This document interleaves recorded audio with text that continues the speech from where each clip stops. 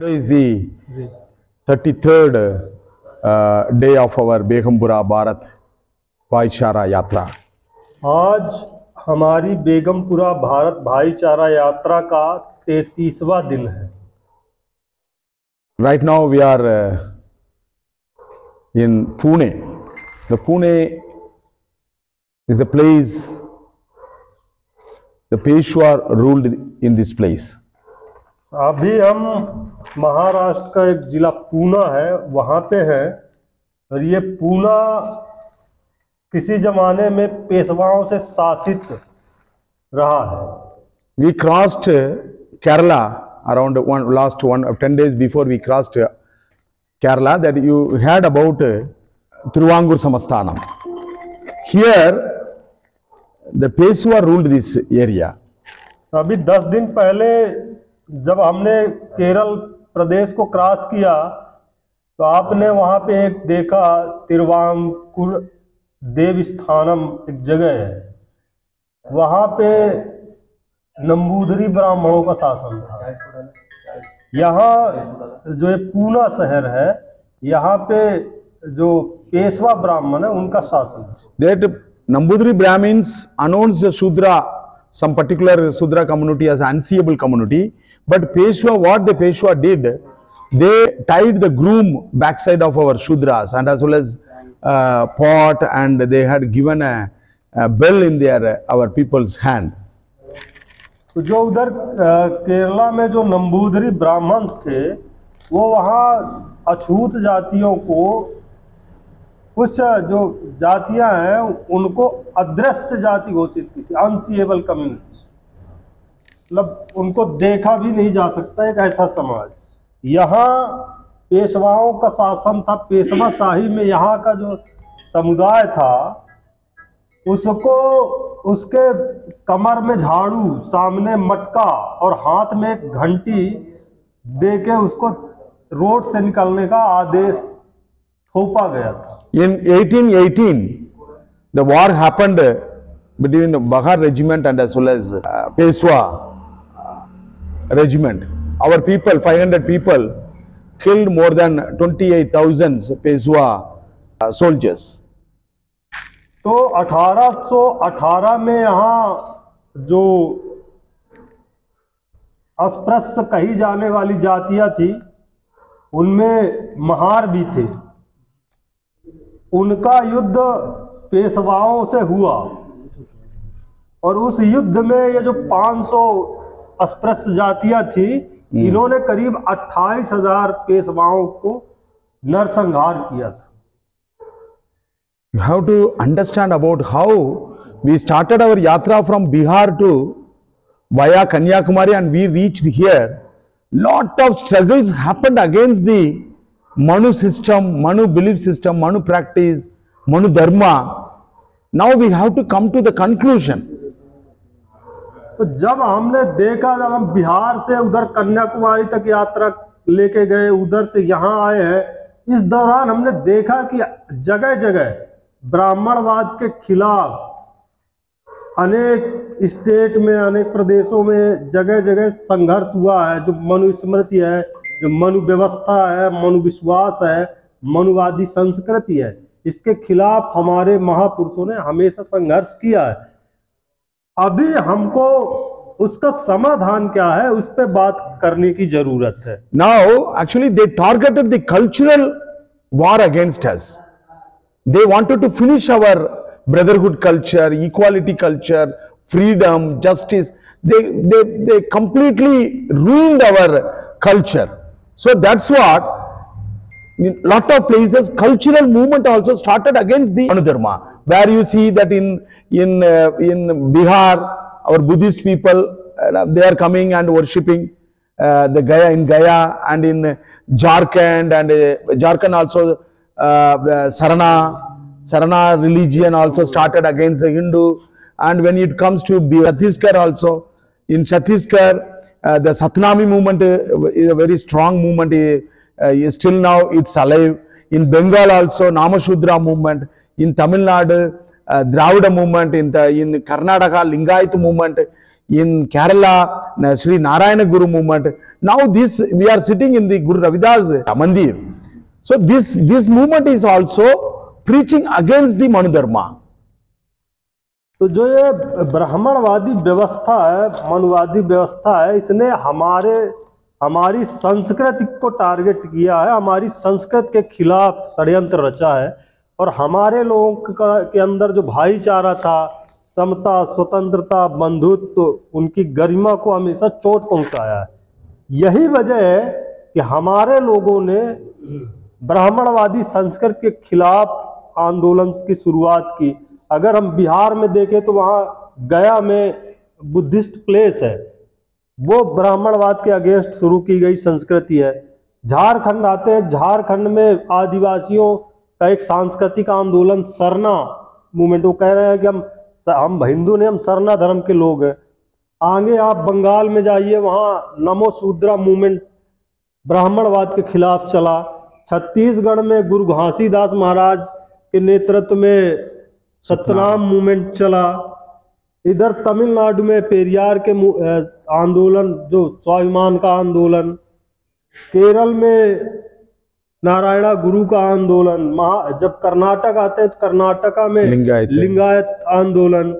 अभी हम इधर आए हुए हैं तो सदगुरु रविदास महाराज जी का जो मूवमेंट है वो भी ब्राह्मणवाद के खिलाफ है। तो इस तरीके से हमारे लोगों ने अपने अपने समय काल में ब्राह्मणवाद मनुवाद के खिलाफ हमेशा संघर्ष किया है। Guru Ravidas not handed over any murti to our people. Guru Nanak not handed over any murti to our people. Even a 10th Guru, Guru Gobind Singh also not handed over any murti to people. Those people are very much concerned about our dignity and our self-respect. तो सदगुरु रविदास महाराज ने हमारे लोगों को कोई मूर्ति नहीं दी। जहाँ गुरु नानक देव ने भी किसी मूर्ति नहीं दी। यहाँ तक कि जो सिखों के 10वें और अंतिम गुरु है गुरु गोविंद सिंह जी, उन्होंने भी किसी को मूर्ति नहीं दी। No, actually they are more concerned about our dignity and self-respect.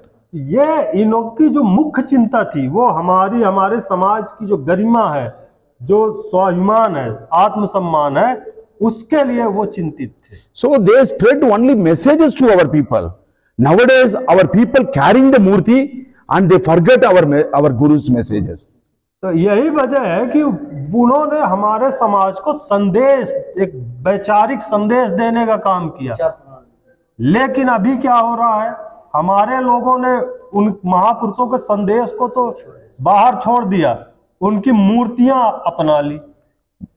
Actually, who needs murti? They are afraid about their own criminal activities.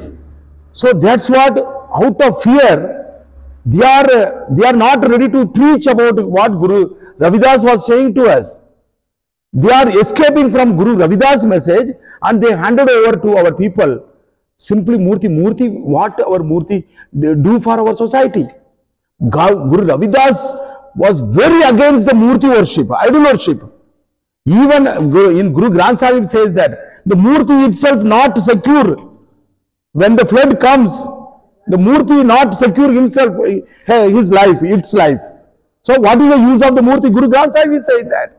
But so that's what we have to very much concern about our Guru's message. ये जो गुरु रविदास है, ये मूर्ति की जरूरत, किसी भी महापुरुष के मूर्ति की जरूरत किसे पड़ती है?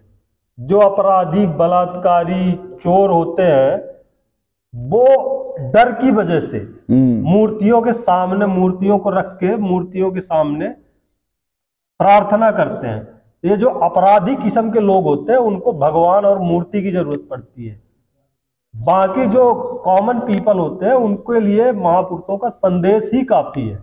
इसलिए हमारे जो महापुरुष हैं, जो गुरु नानक देव है, वो भी कहते हैं कि मूर्ति जो है, मूर्ति अपनी सुरक्षा खुद नहीं कर सकती, वो आपकी सुरक्षा क्या करेगी। इसलिए हमारे जो महापुरुष हैं, उन्होंने मूर्ति को कोई महत्व नहीं दिया।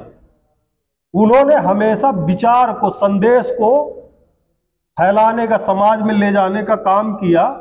तो हमारी जरूरत है महापुरुषों के संदेशों को अपनाने की। देश हमारा, जमीन हमारा, our people lived very prosperous life, like a Begambura life.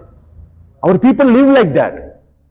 Brahmins entered to us, entered to this country as an invader. They entered to us.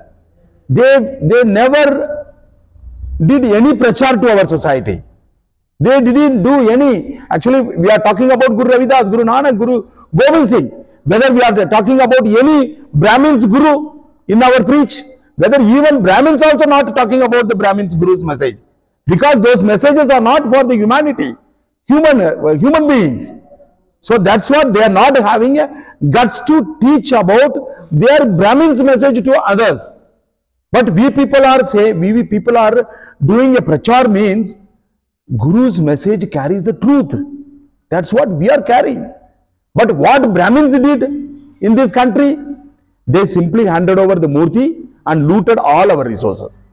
So the same work we people also doing. We are handed over the Murti to our people and looting their money.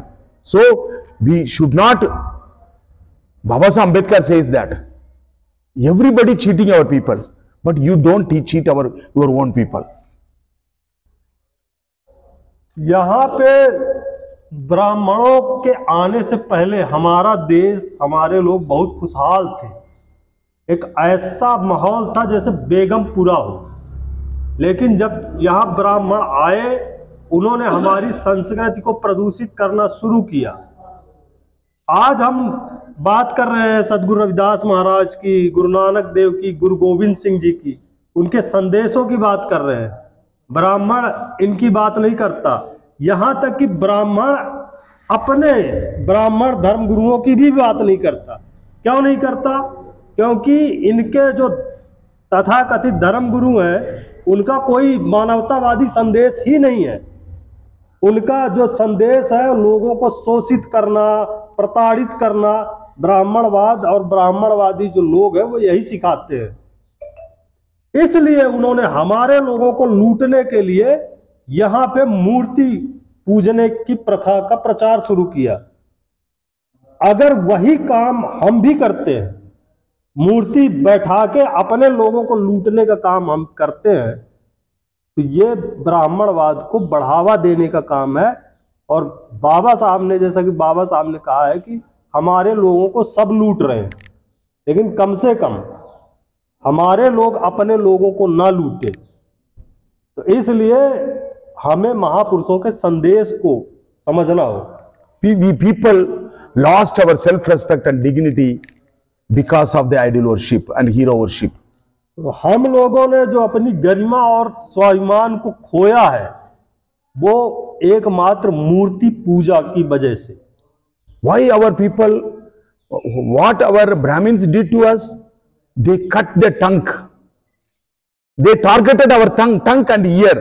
These two things are very dangerous to the Brahmins.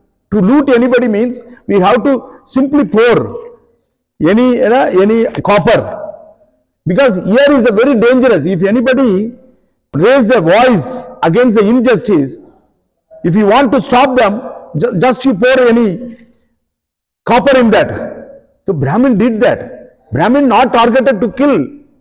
The Brahmin targeted to cut the trunk. Because if anyone talks about the truth, our tongue is necessary. So that's what they targeted our tongue, and also our people heard the truth. So that's what they targeted the ear also.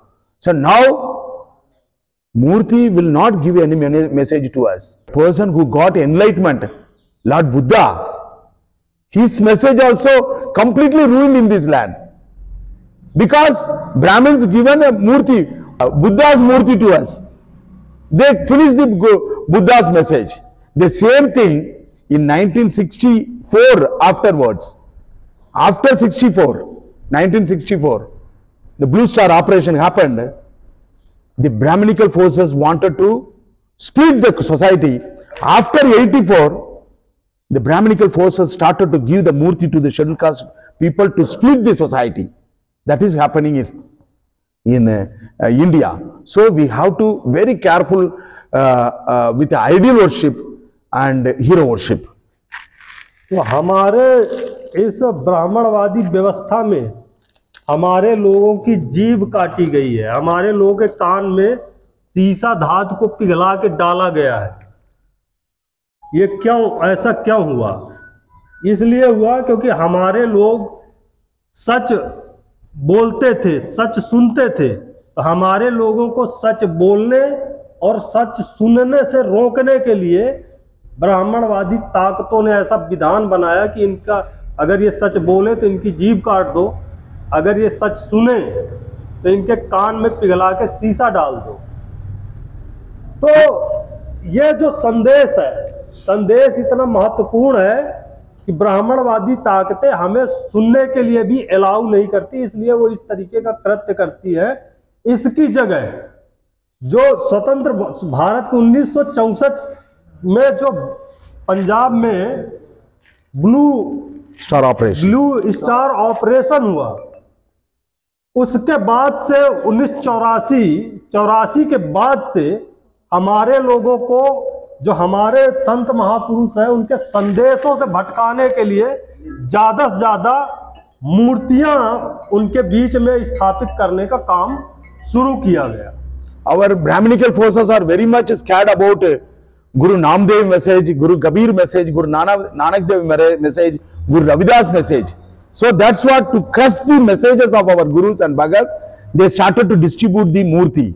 So I am appealing to, this is an important important place for Guru Ravidas. From this place I am telling to all the Ravidas followers, Adidharam people, I am appealing to Adidharam people, Ravidas people, you don't go behind the Murti.